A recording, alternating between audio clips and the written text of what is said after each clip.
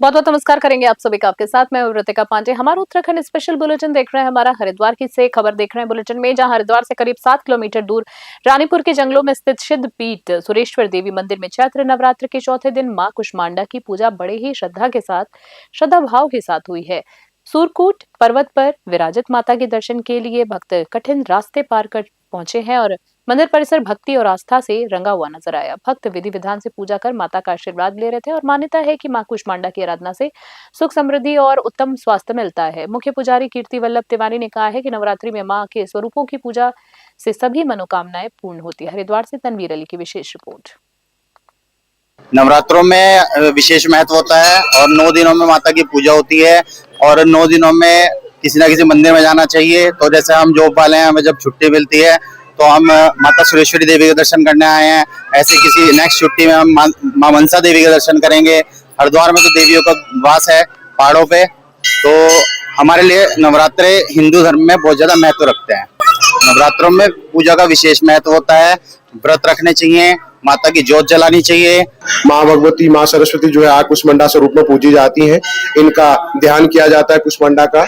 इस स्थान पर समस्त देवी देवताओं माँ भगवती की आराधना कर रखी है, उनको मनवांछित फल की प्राप्ति हुई है। आज भी कहते हैं इस स्थान पर समस्त देवी देवताओं के राजा इंद्र के साथ माँ भगवती की आराधना करने के लिए आते हैं। पुण्य जनों को, पुण्य आत्माओं को उन चीजों का आभास होता है। आजकल विधिवत सचंडी का महायज्ञ हो रहा है, उसमें विधिवत कन्याओं का पूजन होता है। अलग अलग स्वरूपों में माँ भगवती की आराधना की जाती है। फिर नवमी के दिन विशेष प्रसाद स्वरूप में दिव्य भंडारा किया। और अगली खबर की बात करें, हरिद्वार के उत्तराखंड संस्कृत विश्वविद्यालय में राष्ट्रीय संस्कृत सम्मेलन का आयोजन हुआ है। इसमें देश भर से 25 से ज्यादा विद्वान और युवा लेखक शामिल हुए हैं। लेखक के शामिल होने के बाद सम्मेलन में संस्कृत साहित्य और विकसित भारत के निर्माण में युवाओं के योगदान पर चर्चा हुई और इसके बाद संस्कृत कवि सम्मेलन आयोजित किया गया, जहां कवियों और साहित्यकारों ने अपनी प्रस्तुतियां दी है। एक दिवसीय इस कार्यक्रम का आयोजन यूएसवीबी और साहित्य अकादमी की ओर से किया गया है। कुलपति रमाकांत पांडे ने कहा है कि ऐसे कार्यक्रम संस्कृत भाषा के संरक्षण और युवाओं में रुचि बढ़ाने में सहायक होते हैं। हरिद्वार से तनवीर अली की रिपोर्ट। को ये पता नहीं है कि संस्कृत में भी आधुनिक काल में लेखन हो रहा है और लोग इसे ये मानते हैं कि ये पुराने ज़माने की और बीती भाषा है।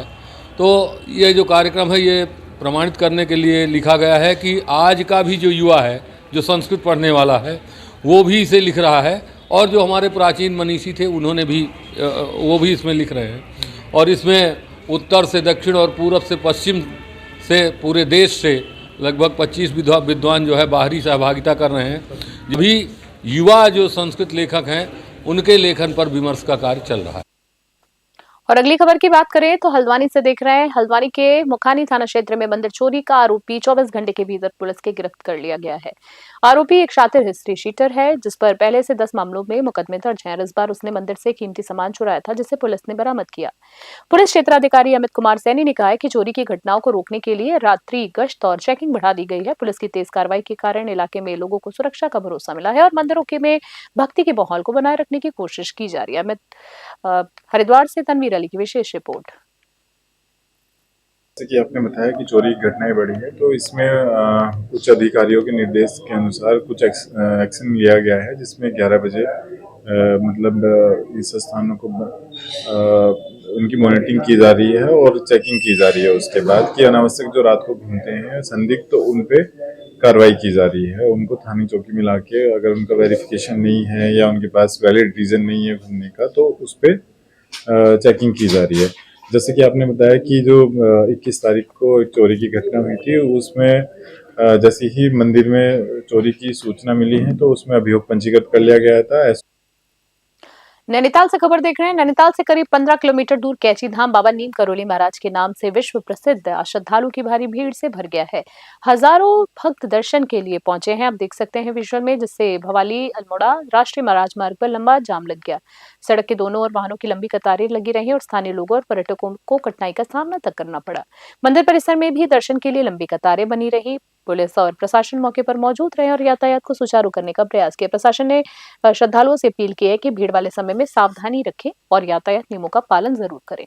नैनीताल से ललित जोशी की विशेष रिपोर्ट। हरिद्वार से एक बार फिर से खबर देख रहे हैं। उत्तराखंड सरकार में कैबिनेट मंत्री बनने के बाद शहर में 5 बार के विधायक मदन कौशिक का आर्यनगर चौक से हर की पैड़ी तक भव्य स्वागत किया गया। स्वागत समारोह में हरिद्वार मेयर पति और पूर्व सभासद सुभाष जैसल ने जेसीबी पर चढ़कर फूलों और वर्षा कर उनका अभिनंदन किया। रैली में हजारों समर्थक मौजूद थे। हर की पैड़ी पहुंचकर मदन कौशिक ने गंगा पूजन किया।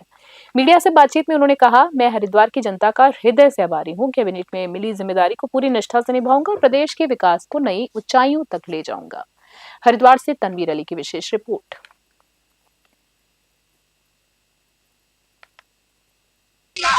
मैं सभी हरिद्वार के इतनी भारी संख्या में स्वागत के लिए सब जनता का हार्दिक आभार व्यक्त करता हूँ, धन्यवाद देता हूँ।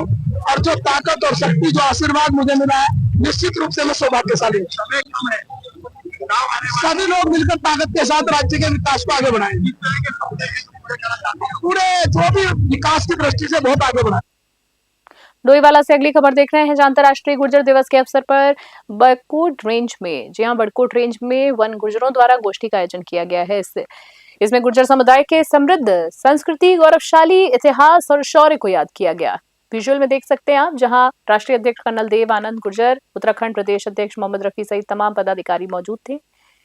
वन गुर्जरों ने बिजली, पानी, आवास और शिक्षा जैसी समस्याएं प्रस्तुत की। राष्ट्रीय अध्यक्ष ने एकजुट होकर संघर्ष करने और समस्याओं के समाधान का भी आश्वासन दिया। उन्होंने उत्तराखंड में गुर्जर समुदाय को समुदाय को एसटी आरक्षण और सभी सुविधाएं देने की मांग दोहराई। डोईवाला से आशीष यादव की रिपोर्ट।